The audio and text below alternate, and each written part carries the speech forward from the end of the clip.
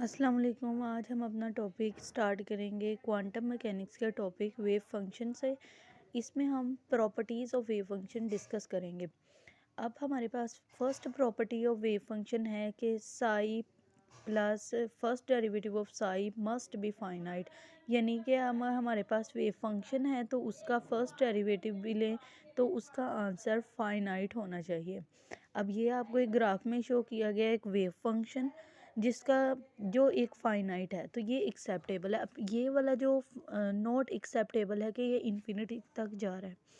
अब हमारा जो फर्स्ट ये हमने एक फंक्शन लिया है tan x अगर 90 डिग्री पे देखें तो इसका इनफाइनाइट आंसर आता है। ये नॉट एक्सेप्टेबल है, ये वेव फंक्शन नॉट एक्सेप्टेबल है। अब साई का अगर हम फर्स्ट डेरिवेटिव लें तो ये इसका भी हमारे पास इनफाइनाइट रिज़ल्ट आता है।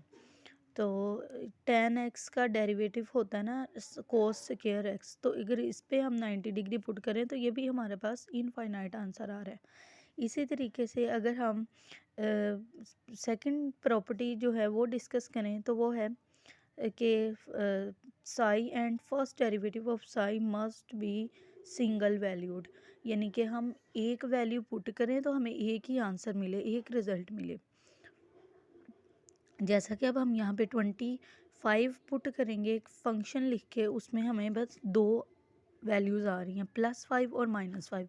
ऐसे की वैल्यूज़ नॉट एक्सेप्टेबल हैं, सिंगल वैल्यू में रिज़ल्ट होना चाहिए हमारे पास। अब ये इसके ग्राफ में शो किया गया, ये जैसे कि हम x को एक वैल्यू देंगे हमें ओमेगा की एक वैल्यू ही मिलेगी।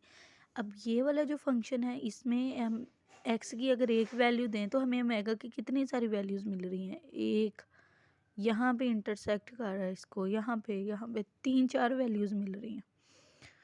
तो ये वाला नॉट एक्सेप्टेबल है। अगर कि जो omega and Sai and first derivative of x must be continuous, ये कंटिन्यूस होना चाहिए, इसका ग्राफ कहीं ब्रेक नहीं होना चाहिए। तो ये वाला भी हमारे पास वेव फंक्शन की थर्ड प्रॉपर्टी है। और अगर हम इसकी फोर्थ प्रॉपर्टी को डिस्कस करें तो इसकी प्रोबेबिलिटी मस्ट बी 1 होनी चाहिए कि इन्फिनिटी से -इन्फिनिटी तक इसकी वैल्यू आंसर 1 आना चाहिए। इसके बाद हम इसकी फिफ्थ प्रॉपर्टी डिस्कस करेंगे। फिफ्थ प्रॉपर्टी है ये स्क्वायर इंटीग्रेबल फंक्शन होना चाहिए वेव फंक्शन।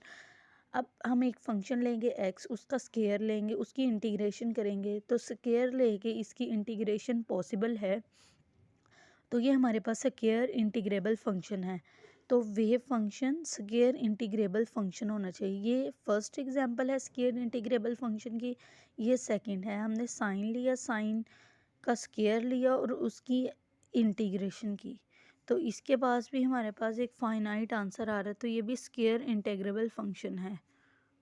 और यहाँ पे हमारे पास अगर नॉन स्क्वायर इंटीग्रेबल फंक्शन होता है ना कोई, उसका आंसर कॉम्प्लेक्स नंबर आता है, इंटीग्रेशन के बाद वो कॉम्प्लेक्स नंबर आंसर आता है।